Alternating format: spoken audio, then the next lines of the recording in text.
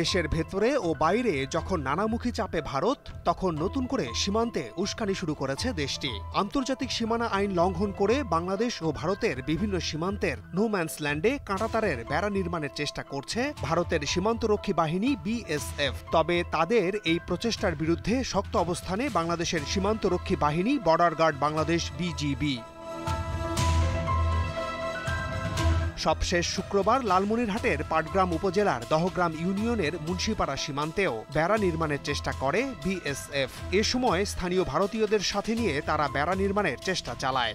পরে বিষয়টি জানতে পেরে ঘটনাস্থলে গিয়ে বাধা দেয় বিজিবি এবং বিএসএফ সদস্যরা বাধ্য হয় কাজ বন্ধ করে চলে যেতে।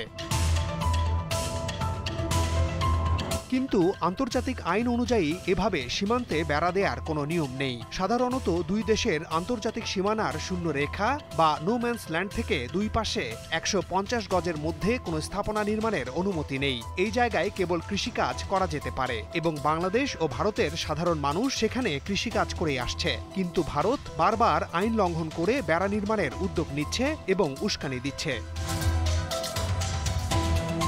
শুক্রবারের ঘটনায় দেখা যায় দুপুরের দিকে বিএসএফ সদস্যদের উপস্থিতিতে কয়েকজন শ্রমিক পাটগ্রামের মুন্সিপাড়া সীমান্তের প্রধান পিলার ৮/৪১ নম্বর পিলার লাগোয়া ভারতের অভ্যন্তরে শূন্যরেখা বরাবর কাঁটাতারের বেড়া স্থাপনের কাজ করে। এর প্রতিবাদ করে বিজিবি।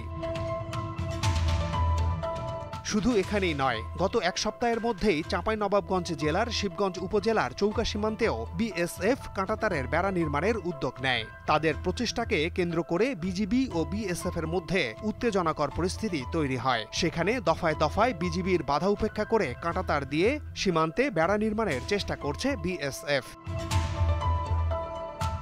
গত সোমবার ও মঙ্গলবার এই নিয়ে দুই দফা পতাকা বৈঠক অনুষ্ঠিত হলেও কোনো সিদ্ধান্তে আসতে পারেনি দুই দেশের সীমান্তরক্ষী বাহিনী। ফলে উভয় বাহিনী সীমান্তে বর্তমানে সতর্ক অবস্থানে রয়েছে।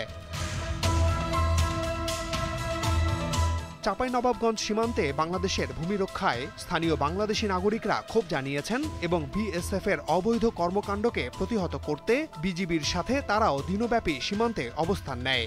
একইভাবে ভারতীয় নাগরিকরাও বিএসএফ এর সাথে অবস্থান নিতে দেখা যায়, তবে তাদের হাতে ধারালো অস্ত্র দেখা যায়।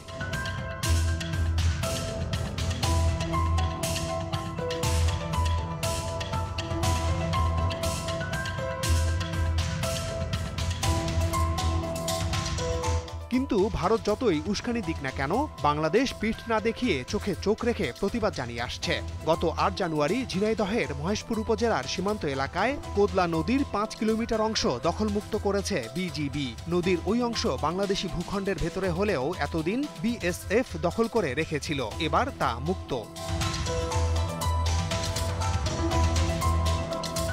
বাংলাদেশ এবং ভারতের মধ্যে ৪,১৫৬ কিলোমিটার দীর্ঘ আন্তর্জাতিক সীমানা রয়েছে। দৈর্ঘ্যের দিক থেকে এটি বিশ্বের ৫ম দীর্ঘতম ভূমি সীমানা। সীমান্তে উত্তেজনা নতুন কিছু নয়, তবে দুই দেশের মধ্যে আলাপ আলোচনার মাধ্যমে সমস্যা সমাধান হওয়া উচিত বলেই মনে করে সাধারণ মানুষ। মাহমুদ শাওন, দীপ্ত সংবাদ, ঢাকা।